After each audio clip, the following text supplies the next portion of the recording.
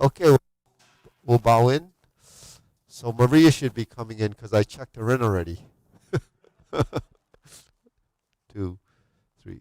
Salute. Okay, big group. Another big crowd. Okay, ready? 1, 2, 3. 1, 2, 3. 1, 2, 3. 1, 2, 3. 1, 2, 3. 1, 2, and stop. To the side. 1, 2, 3. 1, 2, 3. 1, 2, 3. 1, 2, 3. 1, 2, 3. 1, 2, 3. 1, 2, 3. 1, 2, and stop. Hands up.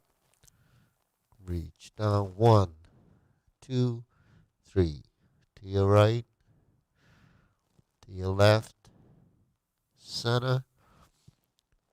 Inhale. Exhale. Hands up.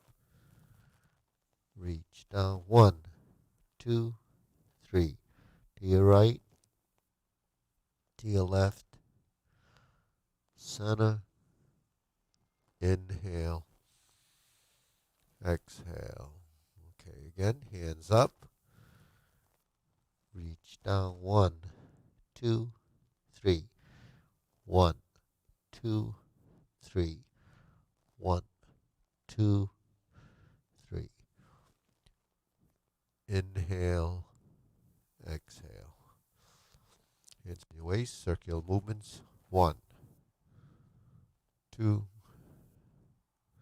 3, 4, 5, 6, 7, 8, 9, 10. 1, 2. Reverse. 1, 2, 3, 4, 5, 6, 7, 8, 9, 10. 1, 2. Center cross. Hold your knees.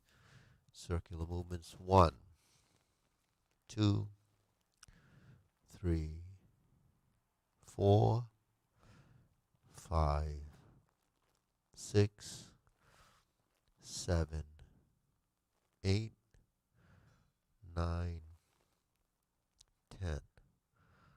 1, 2. Reverse. 1, 2, 3, 4, 5, 6, 7, 8, 9, 10. 1, 2. Center. Hands on your waist. Neck turning. 1, 2, 3, 5, 6, 7, 8, 9, 10. 1, 2. Back and forth. 1, 2, 3, 4, 5, 6, 8, 10. 1, 2. Center tilt. 1, 3, 4, 5, 6, 8, 9.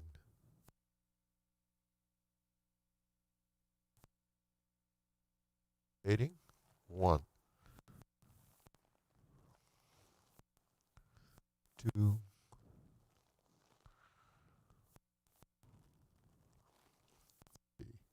reverse. 1,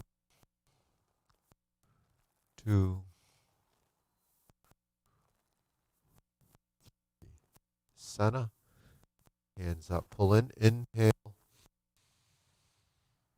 exhale, inhale, exhale, inhale, exhale. Okay, spread your feet, turn your shoulders, 1, 2, 3, 4, 5, 6, 7, 8, 9, 10. 1, 2, 3, 4, 5, 6, 7, 8, 9, 10.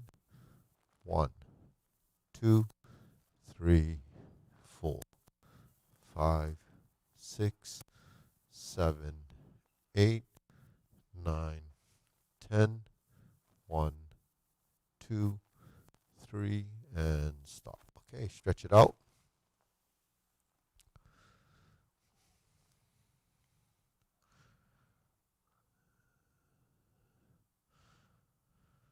Switch.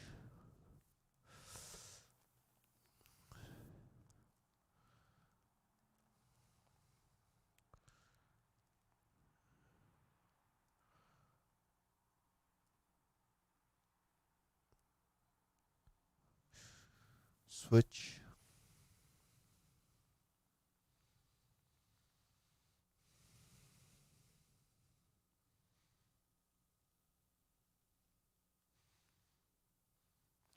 Switch.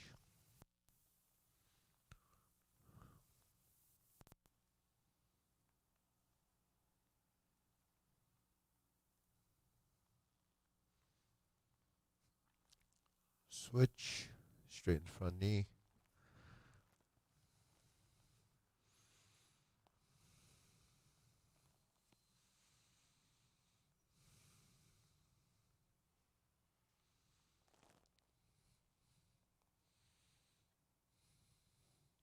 What's that, Paul? Oh, I thought you were on vacation.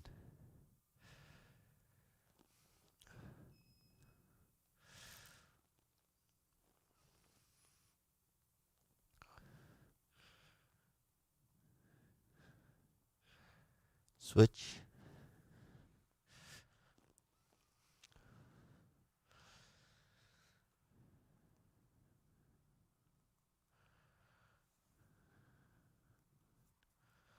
Switch.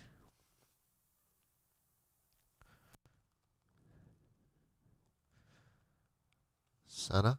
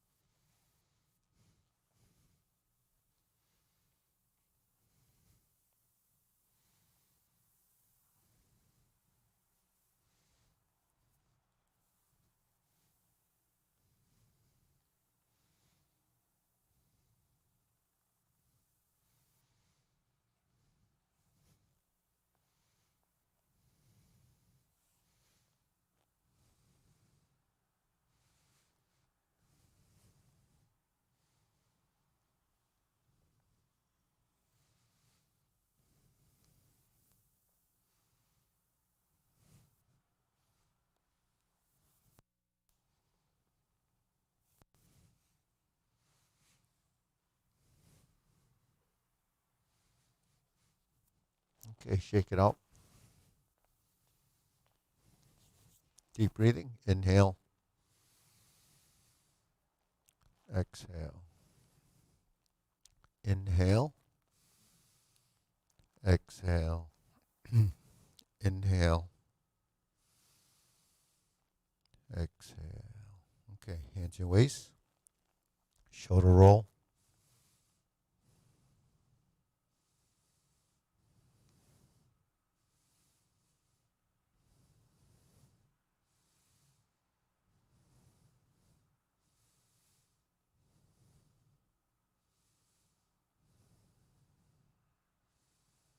Reverse.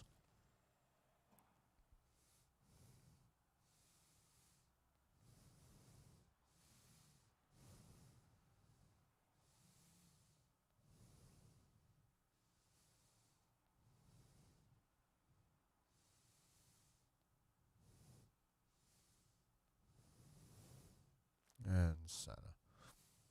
Press. Release. Exhale. Inhale.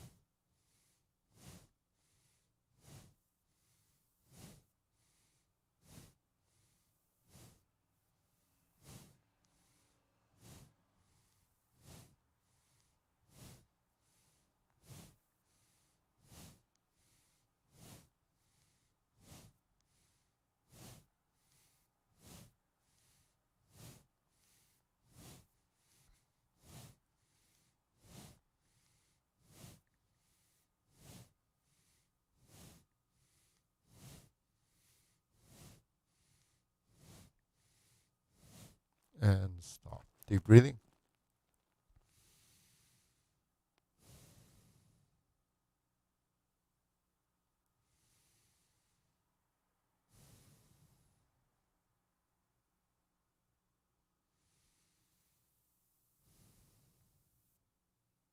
Okay, wrist.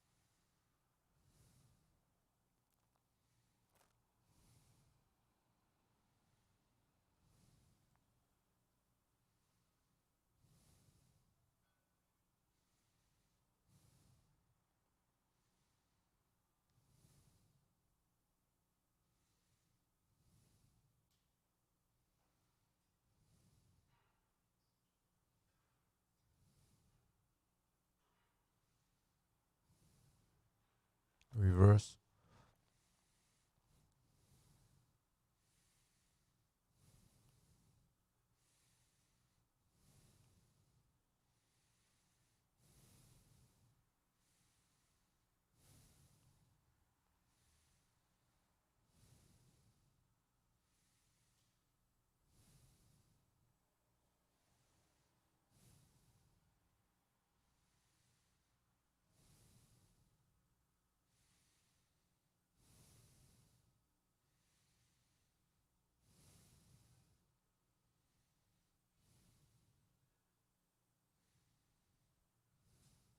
And center. Okay, palms down. Bigger circle. 1, 2, 3. 1, 2, 3. 1, 2, 3, 1, 2, 3, 1, 2, 3, 1, 2, 3, 1, 2, 3, 1, 2, 3, 1, 2, 3, 1, 2, 3, 1, 2, and stop. Okay, shake it out. Deep breathing. Inhale. Exhale. Inhale. Exhale. Inhale. Exhale. Okay, we'll go from side to side.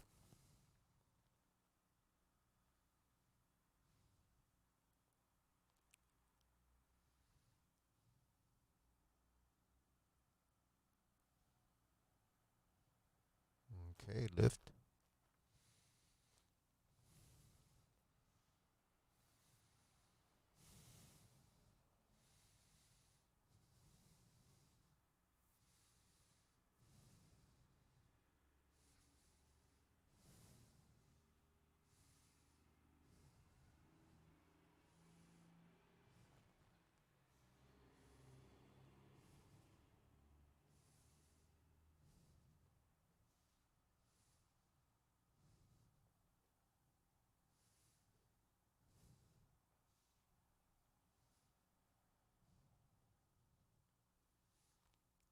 Okay, Sarah, ready? Swing.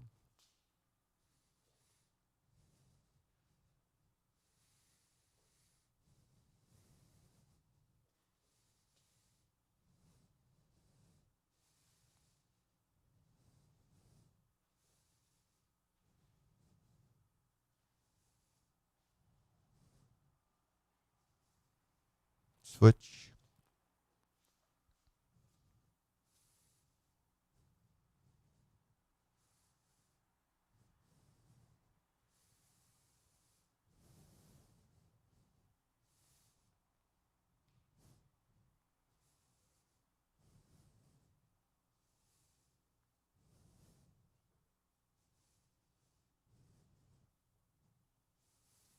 And Sarah. Side to side.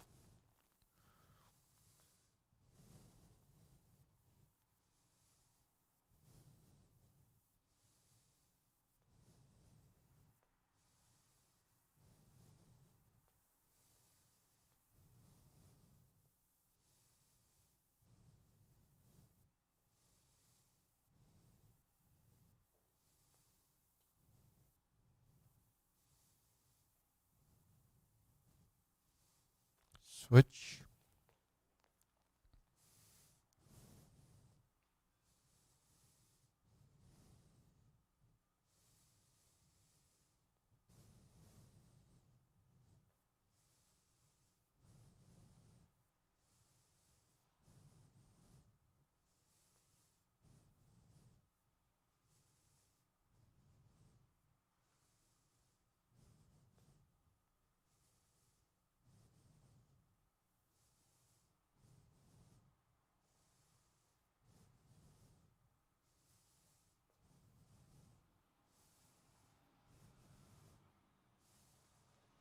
Okay, Sana, shake it out. Hands up, pull in. Inhale. Exhale. Inhale. Exhale. Inhale. Exhale. Okay. Forward and back.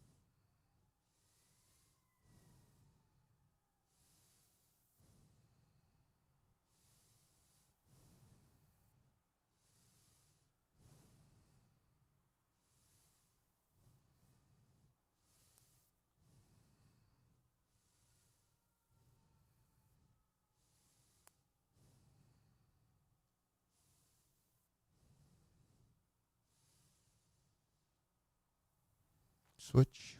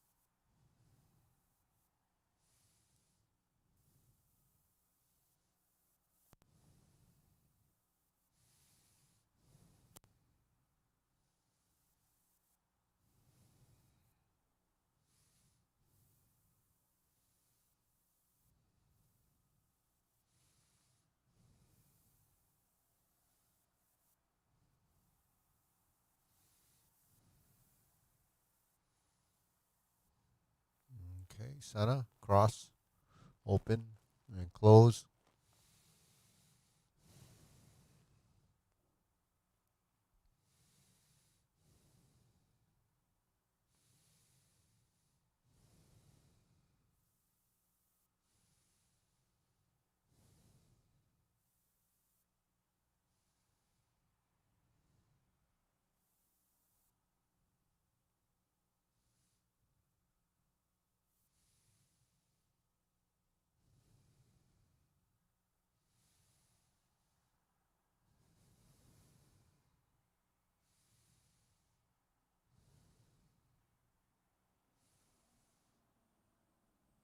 Switch.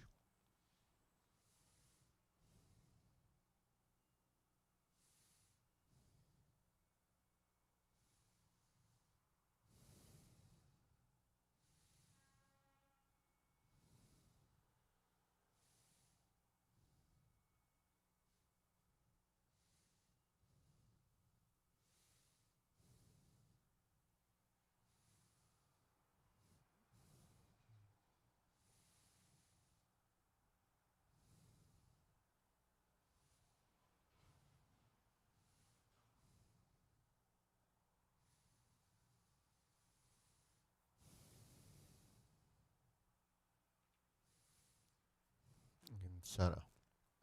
Okay, circular movements.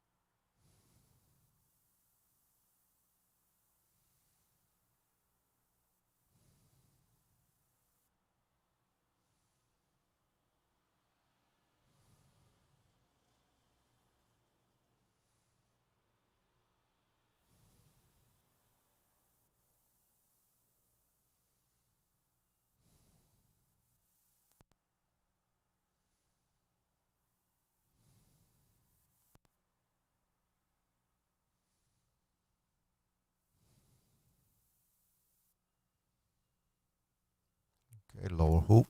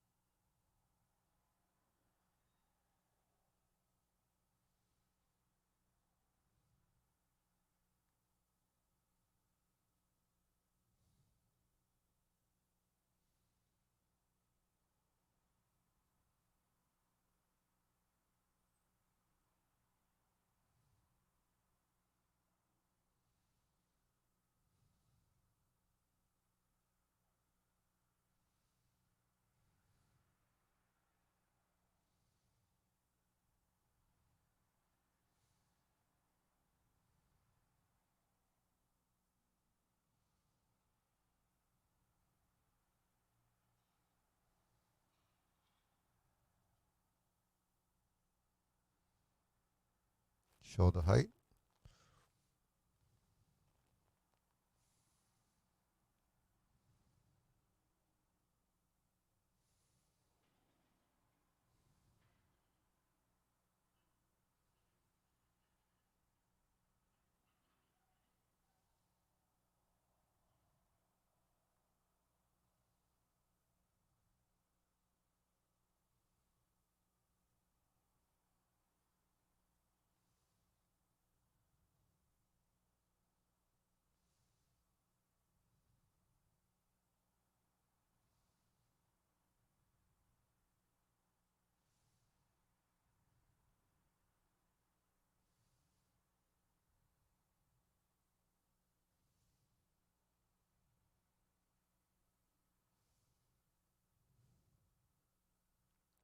Elbows down.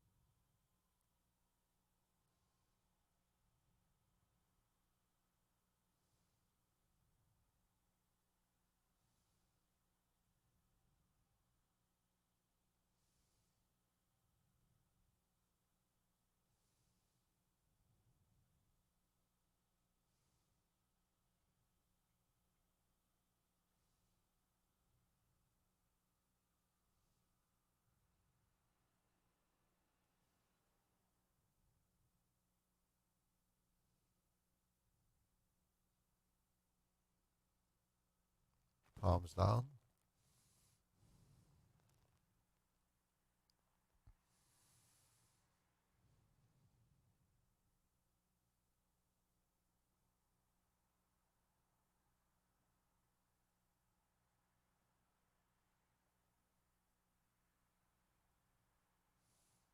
Okay, extend.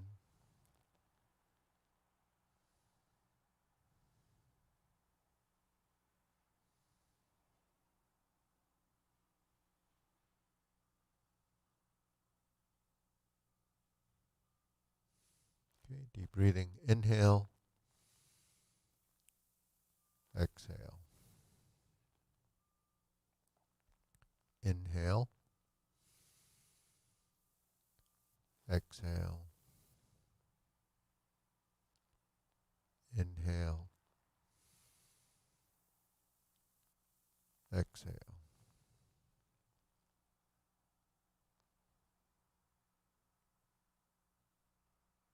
Okay. Diagonal flying.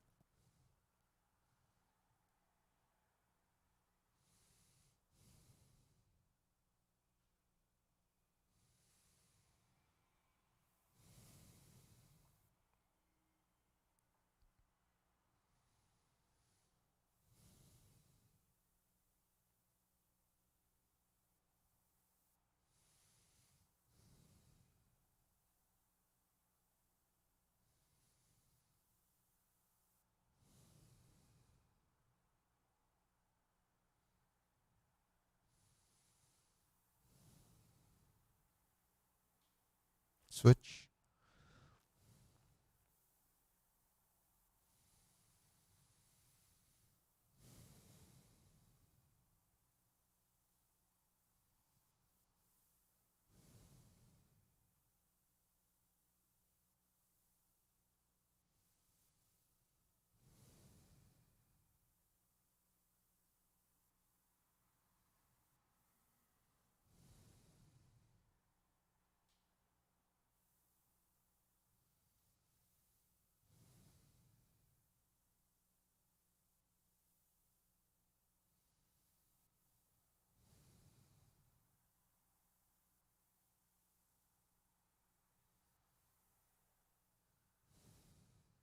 Okay, cloud hands.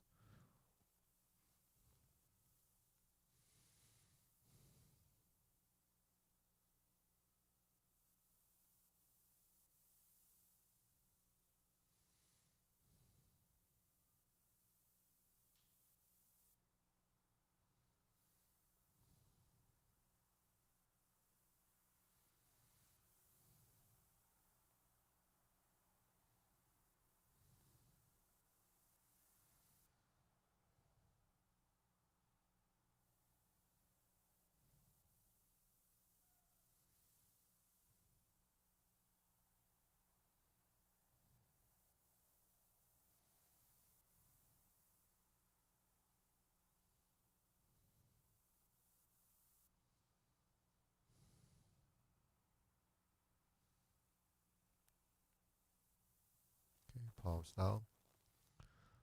Lift up, carry tiger to the mountain.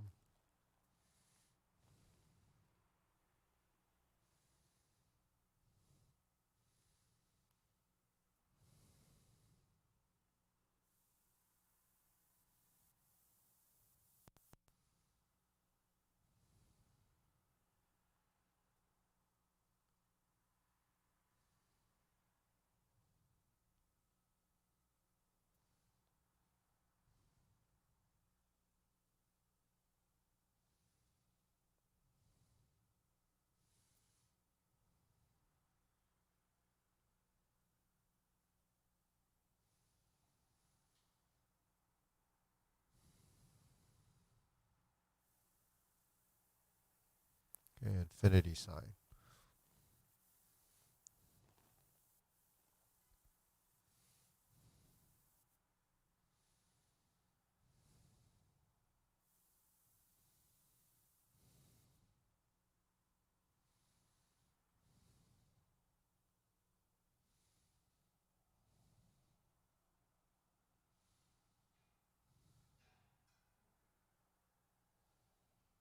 Okay, form the fist.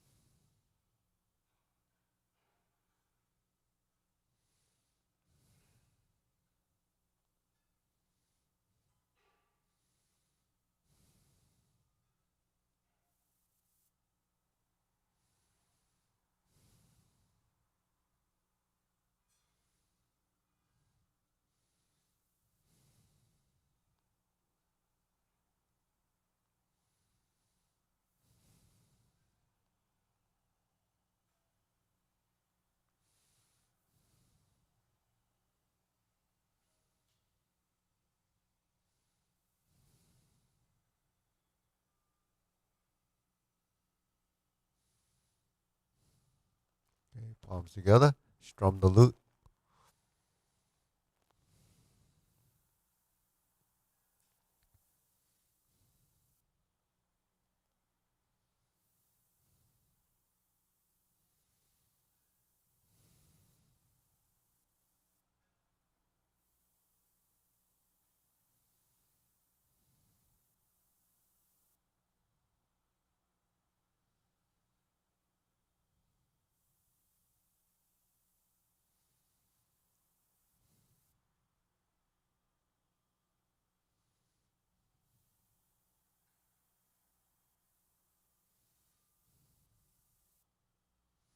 Turn, draw the bow.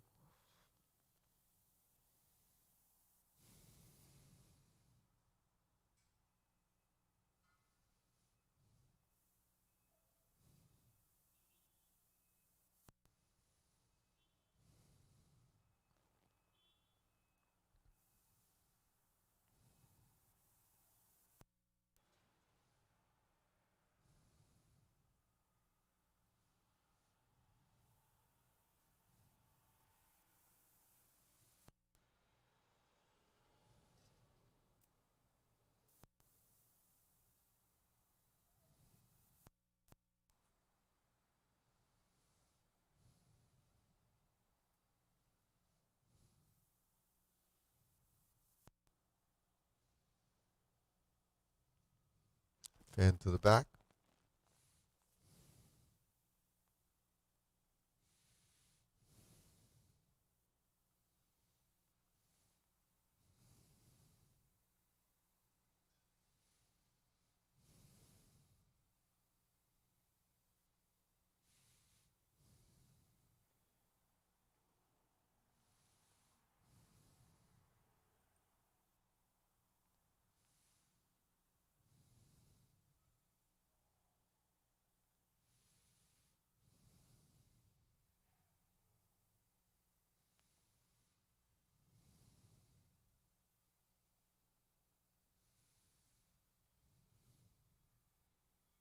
Okay, raise the hand.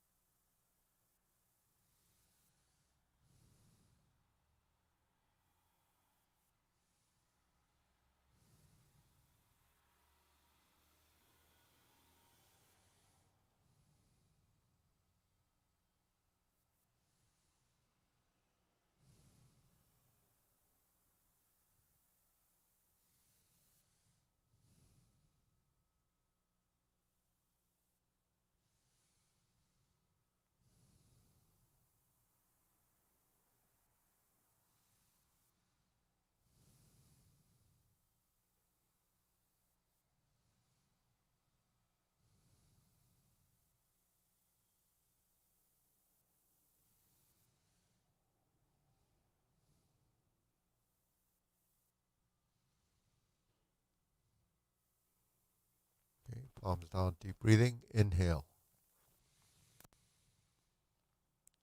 Exhale. Inhale. Exhale. Inhale. Exhale. Okay, go through the sequence. Short form. Ready, feet parallel. Preparation.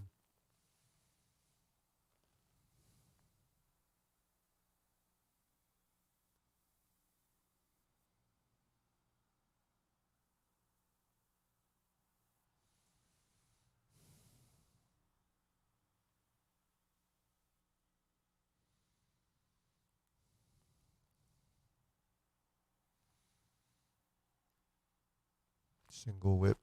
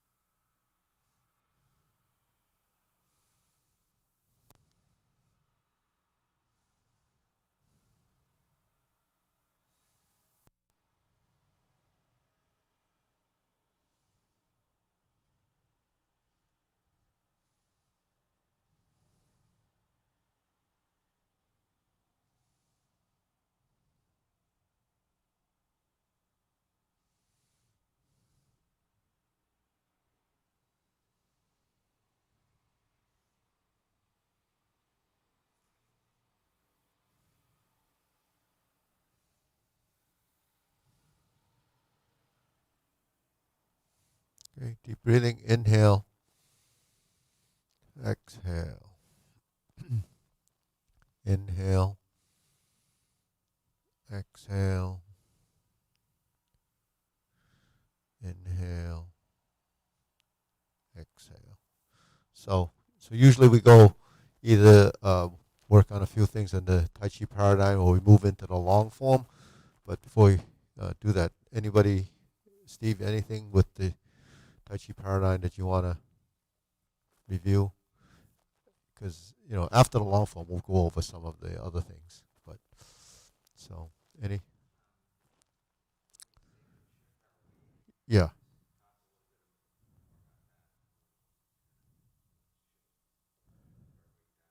yeah, yeah, yeah. So the idea of sinking is really to release the tension mainly in the legs for the leg work. And then sinking is also releasing the tension in your torso. So you have sort of, when you sink, what happens is descending motion or action. So it's just releasing, you know, the tension so that your body can sort of work with gravity to get your body to go into a settled position. So you sort of just release and kind of mold into that downward position. So sinking, we're in a neutral position. If you sink the back leg, then the front leg will kind of yield to that. Otherwise, going in the forward position without moving your knees, you might just drop forward, and that would be just going like that. So when we sink, we're actually kind of projecting forward once the rear knee straightens. So the relationship between two sides is one straightens, one folds, one straightens, one folds. So folding is a little bit different from bending. You know, you end up creating a similar um, position, but one can be a physical, one can be more isolated, and you're not building that integration of the right and left sides. So that's something that has to be learned over time. It is experience, but your body has to adapt to get that to happen. And then, when we're going forward, say I'll give you a side view, and we sink, then you have a phase of movement here. Then when you turn in this direction and go forward. So this is the brush knee. It happens in the long form as well. So what we talked about in grasp power right and left, right? So in actually every posture there is right and left. So in the neutral position, when we turn like this, there's your right. Okay, if we were doing divert, block, and punch, we would be doing this figure eight. It's really the infinity sign. So when we put our hands like this for brush knee, then there's your left hand going toward the right. Now because this hand is going up, we have this turn where the two hands are going in the same direction. So which one can lead and which one can follow takes you into the active passive modes, right? If I went like this and I put my hands together and I push with my hand, then it will create a passive motion on this side. You follow that? Now at the same time, if I push like this and this becomes passive and I'm turning my spine, there's two ways of looking at it. I can turn my spine and then both hands seem to be going in that same direction. Or I can take it to another stage of a level of thought is if I push my hand as an intent, then my spine could turn.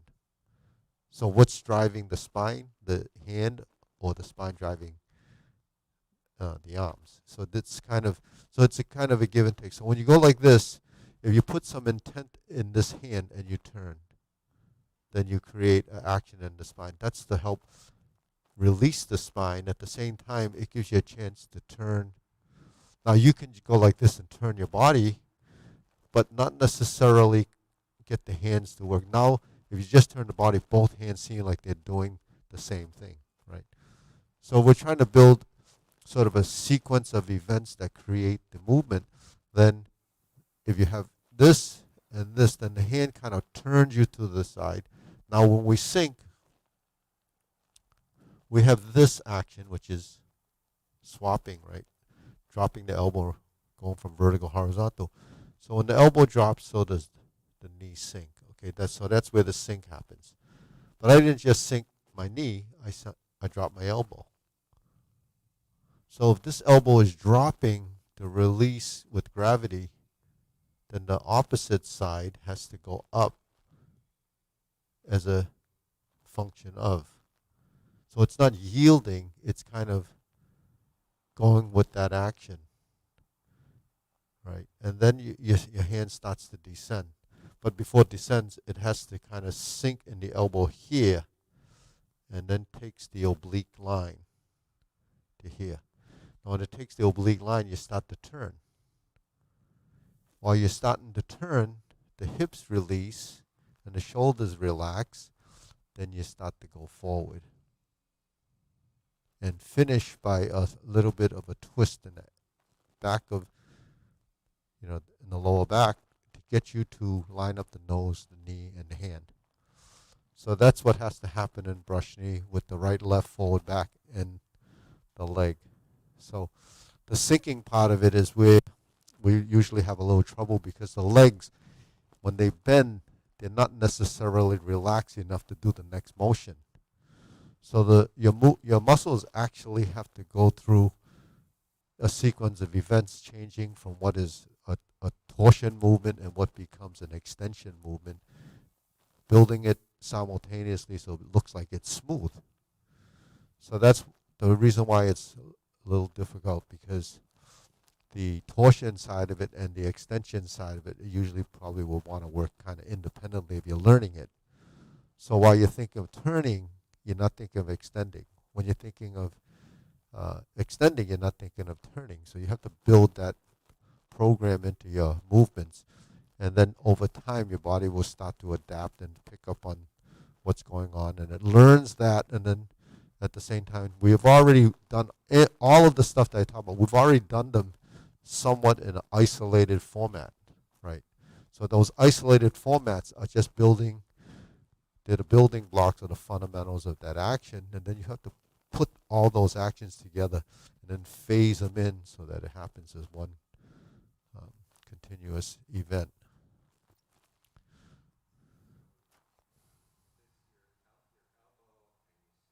Right? Like that.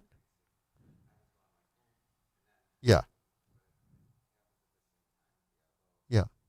So yeah, because elbows and knees work together. We talked about that was a relationship. Your hips and your shoulders, and your hands and your feet, or your wrists and your ankles are that relationship. So, if you think of it along those lines, we're trying to unify or integrate those 12 joints to work in a coordinated um, fashion. So it does take some understanding. So if you get it in this posture, then a lot of those actions will transfer into other postures that have sort of similar concepts. And believe it or not, we do a lot of the same movements that we don't realize. It looks like it's different because of the format it's in, and maybe because of the directional change. So one thing I'd like to bring up is eye level, right? So, eye level sometimes is interpreted, and when we do it, we just really don't realize exactly what it means. But just say, for instance, cloud hands or a middle area movement. So if I go eye level, my hands could be, that's eye level. This is eye level. So what changes the movement, structurally or maybe the way it looks, is the elbow. So in a cloud hand movement, you wouldn't want your hands to be so close at eye level. So what changes that is the angle here and the angle here. So eye level in a vertical position is more than just eye level with the fingertips. It's eye level with this joint angle position. Because if I'm doing cloud hands and I'm out here, this is cloud hands, but the elbows are too far out.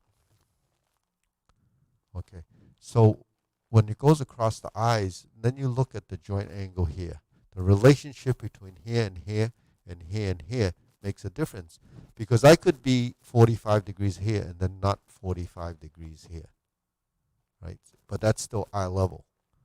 I could be 40 overextended. This angle is no longer 45, and this is too big, so the cloud hand will look like this. You see, so it's all the same to someone that doesn't really understand why we're doing it a certain way.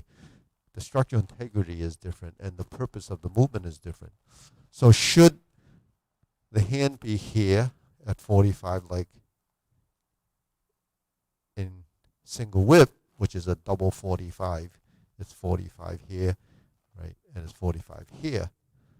If I make it a little bit more vertical, close this angle a little, and turn my hand like this, then it's a little bit more vertical, right?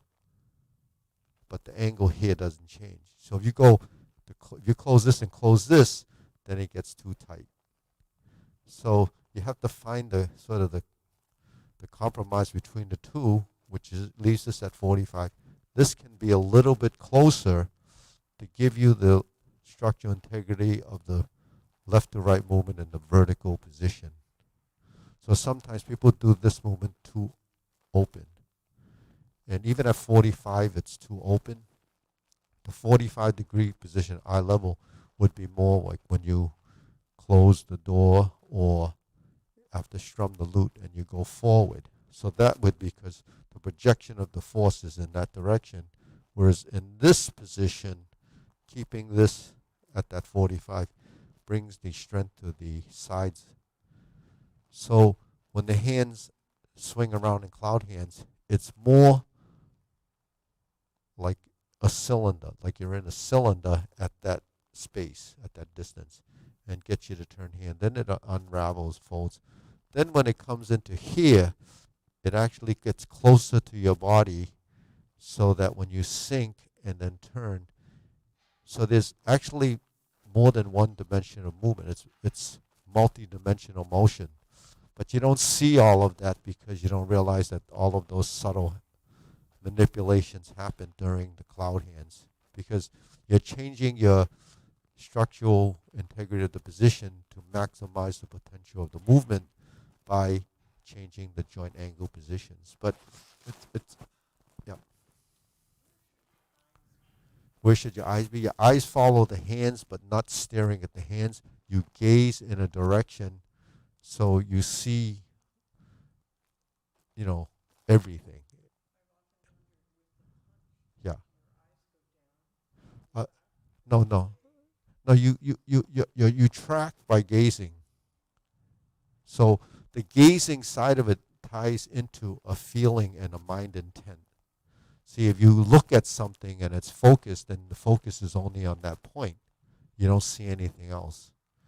But when you gaze, you can see a lot more. It's like when you drive, you don't look at a sign and stare at it. You wouldn't see anything else. When you drive down the street, you kind of gaze and you see everything. But yet, and then if you need to focus for an instant, you do. But really, when you do the form, it should be similar to that kind of a gazing where you don't see anything, because it allows your mind to be still sort of taking in information without actually focusing on any one thing. So it gives you yeah. So when we say hand, eye, body, waist, and stance, the eyes gaze, it looks. And then in application, you don't stare at someone's face because you don't know what the legs are doing. You don't look at this hand because you don't know what that hand's doing. So you just gaze at an opponent, and you usually look at maybe the center here or just in a direction. Like the line of your eyes would be not upward, but just horizontal, a little bit lower, and then you just see all of it. So that's, but that's actually training. You're training your eyes too. So that's why they have hand, eye, waist, body stance, because the hands and eyes have to build that hand-eye coordination. But you're really scanning and looking continuously into a space. So, yeah. Yeah. Right, right. So you have peripheral vision. Like when I see Paul, I can still see you. So if I see Paul and you were coming at me, I would realize that. So that's what that is. And so, all of this stuff is building sometimes what they call the sixth sense is part of proprioception, but it's also part of an awareness. So people, say, "Oh, I feel like someone's behind me." It's just kind of an awareness because you just maybe heard something or you just something's not right. So that's what that is. Yeah. So did you get kind of what we're supposed to do with that syncing? So syncing, yeah. So syncing happens in everything.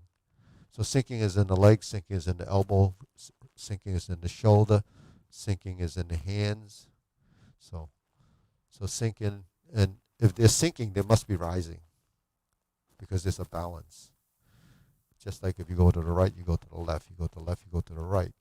If you go forward, you have to go backwards.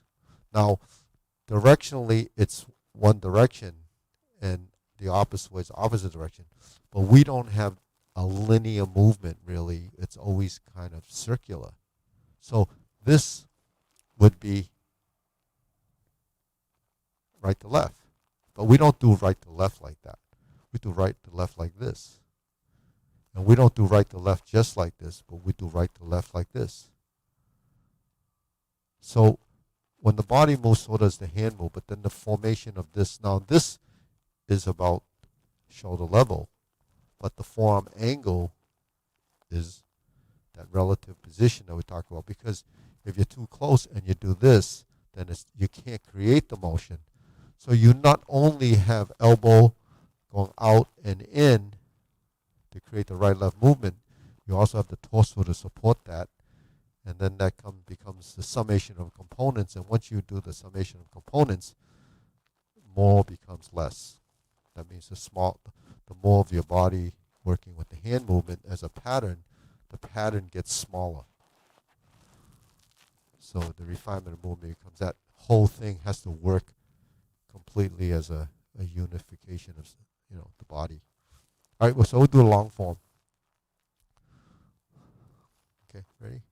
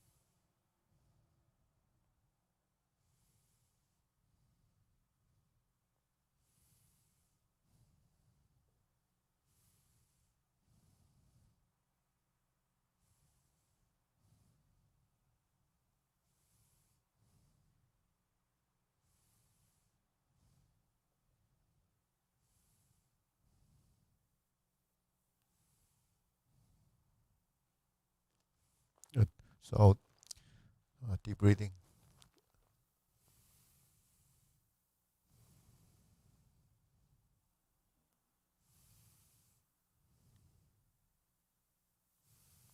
So just going to the tail end of the form after the second downward posture, actually from palm strikes face. That section, if you notice in the form itself, it's really doing the form twice in different, before the cloud hands and after the cloud hands.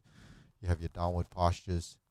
Then in the end, you have that second downward posture. And you have a lot of these palm strikes face type movements, all kind of forward and back and pretty linear.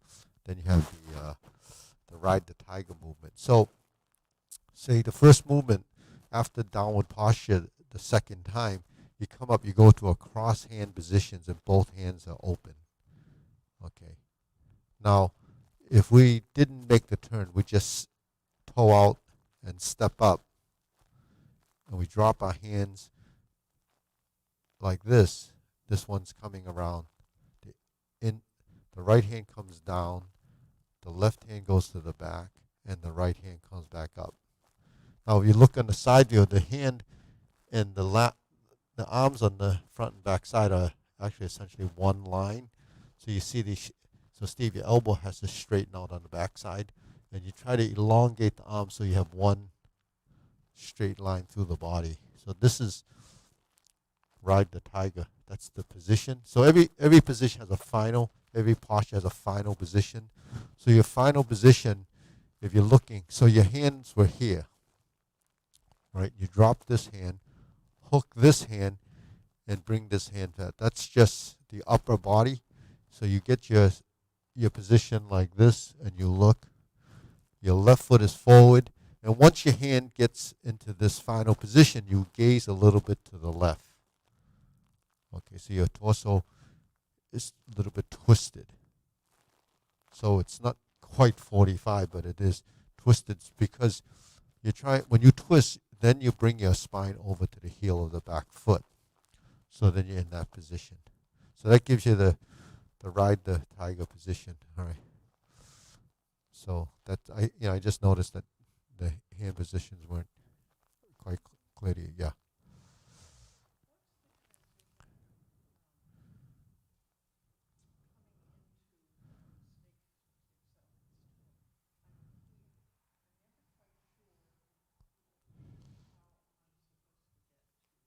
Oh, okay. So if you look toward the mirror, you can see if you're in a neutral position, and we turn like we're doing the strum the lute or going the fist on the elbow. When you turn and you start to sink your elbow, just like we're talking about. Then once you're in this plane, my torso is essentially the oblique torso position. My hand just flips like this. So it flips, and then it starts to go down to come around. So we turn, and then there's your sort of a brush neat motion that stops in your center.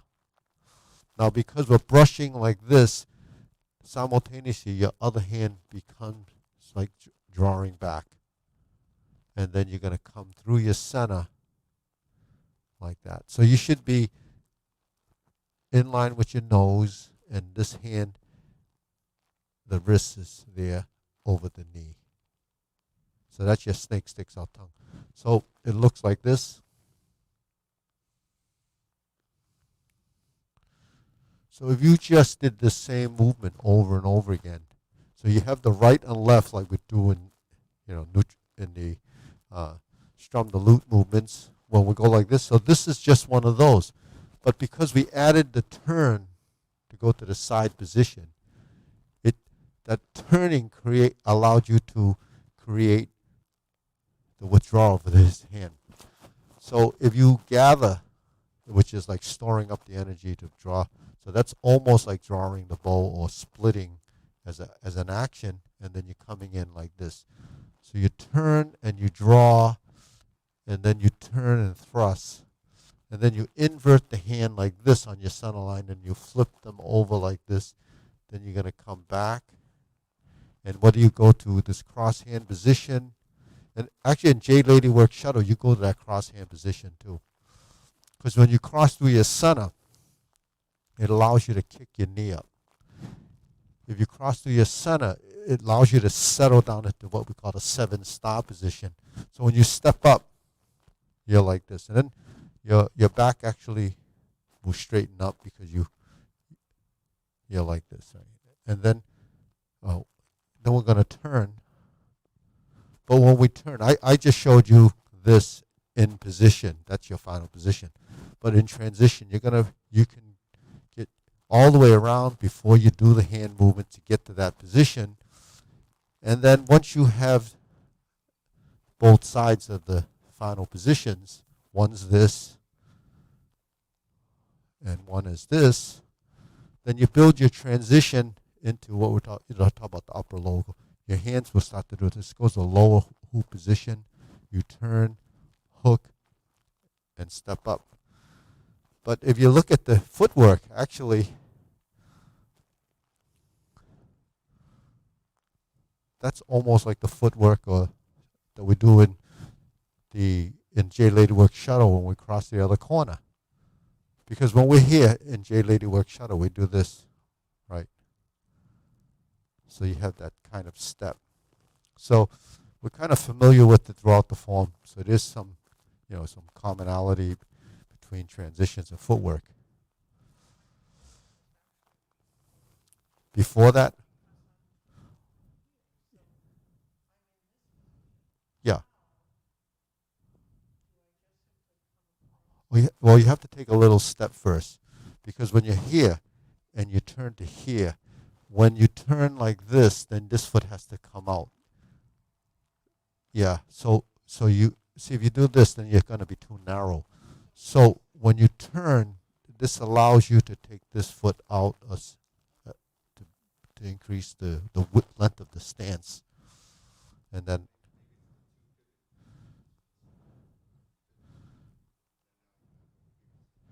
yeah, so she wasn't taking the front leg movement. She could pivot. That pivot sets you up to, it's that, see, he took a little step there to go forward.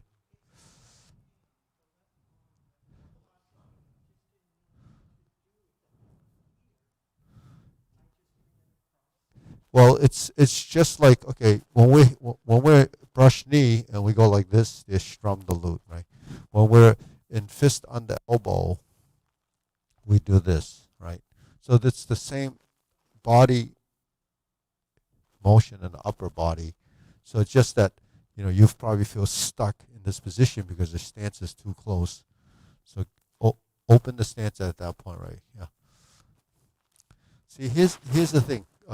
If we're in the center line triangle like this, and we have two hands like this, there's your 45-degree lower hoop positions, right? But we go from here to this position, and we go to the center position, and it comes back to center. So this and this, we see it as a motion if it's isolated, but we actually turn to center, drop it to here, and then stay it within the center line. If we're like this, and we open it like this, then that becomes too big an arm movement. Now, if we're here and we turn, now that takes me into that direction, you see. And I'm turning. Now I'm here. But this essentially went from here to here because of the body. So,